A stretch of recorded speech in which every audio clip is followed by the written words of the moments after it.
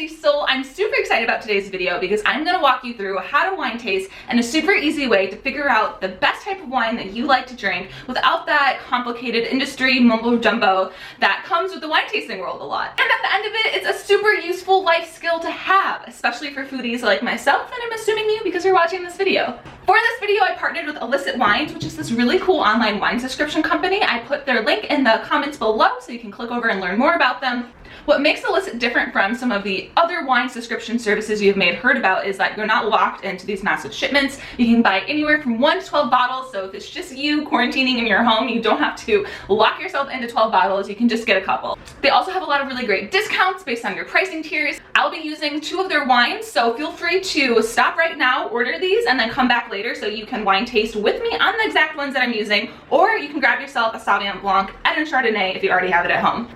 Alright, my goal for you at the end of this video is when someone asks you, what is your favorite type of wine, you can stop saying, I like reds, and instead say something like, I really enjoy Russian River Pinot Noirs. Do you have that on the menu? See, that sounds so cool, you sound so fancy. It also means that you know that you're really gonna like the glass of wine that you're drinking or buying at the store. No fear of confusion. For a little background on myself, I grew up in Wisconsin where it's beer country. I definitely didn't think I liked wine until I moved out here to San Francisco. We live right next door to Napa Valley and Sonoma Valley, and I've had the luxury of getting to learn how to wine taste from some of the top sommeliers in the world and really get to sample a lot of different varietals / types of wine. So I'm going to walk through you today the type of exercises that I learned from at wineries to really narrow down the type of wine that I like best. So today we're going to be using white wine, as you can see, but as I mentioned before, this is a sauvignon blanc from ēlicit and this is a chardonnay. This one is Prayer of Saints, and then this one is Liquid Light. Both are from the Columbia Valley region in Washington State. We'll talk more about that later. I picked these two because Sauvignon Blanc and Chardonnay, while they're both whites, they are kind of really on different ends in my opinion. So Chardonnays are usually oakier and more buttery. It's okay if those terms are confusing to you. And then Sauvignon Blancs are usually more crisp and fruit forward. So they're kind of on different spectrums of this scale. So that's why I think that these are really great to start with, because if you like one and hate the other, then you can just focus on that side and do some deep diving over there. So before we get started, I want to say no matter if you're wine tasting at home or at a vineyard where you're switching between wines at happy hour, it's really important to have a palate cleanser because you just want to cleanse what is happening in your mouth. So if you're walking through this video with 2 wines of your own, make sure you grab a palate cleanser. You know, I got the idea for this video because a friend of mine did a virtual wine tasting with her husband and a lot of friends and family kind of across the country, and they all ordered the same wine and tasted it, and it just looked like so much fun. So I'm going to start out with the Liquid Light Sauvignon Blanc from ēlicit Wines. So when you first pour your wine, I'm going to give myself a little bit more. If you're tasting, you want to keep it kind of at this level or under, otherwise you're just gonna get drunk. So you're gonna pour it, and the first thing that I like to do is I like to swirl it a little, mainly just because it makes me look cool and it's fun. This also does help to kind of release some of the aromas. So then you sniff. And because when you taste wine, your nose is a really big factor in how that wine is gonna taste to you. So you wanna get your nose right up and in that. So yeah, I'm just getting lots of fruit from this. Ooh. Oh my God, I love this. Robin, I think I found my new favorite Sauv Blanc.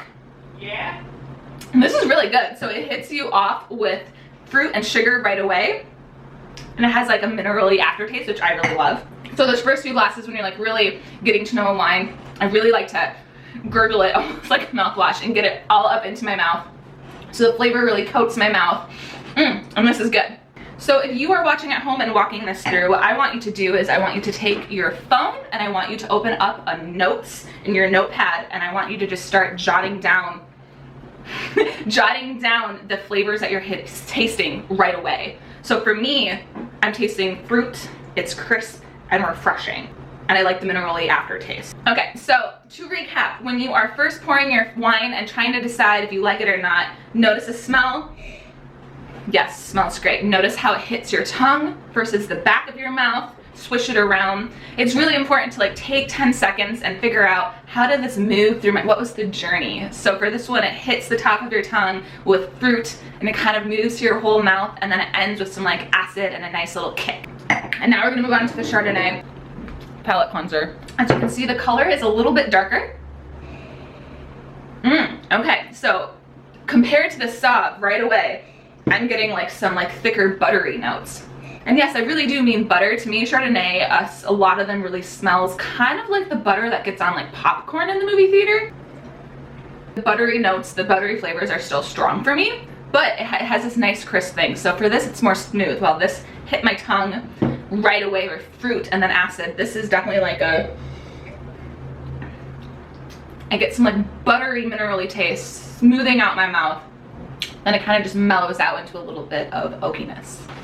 So I'm gonna mark that in here. Buttery, but not too buttery, not, because sometimes you get Chardonnays that just taste like you're drinking liquid butter. It's a fine balance. Smooth and light. So I have these in my notes so I can refer back to this in the future.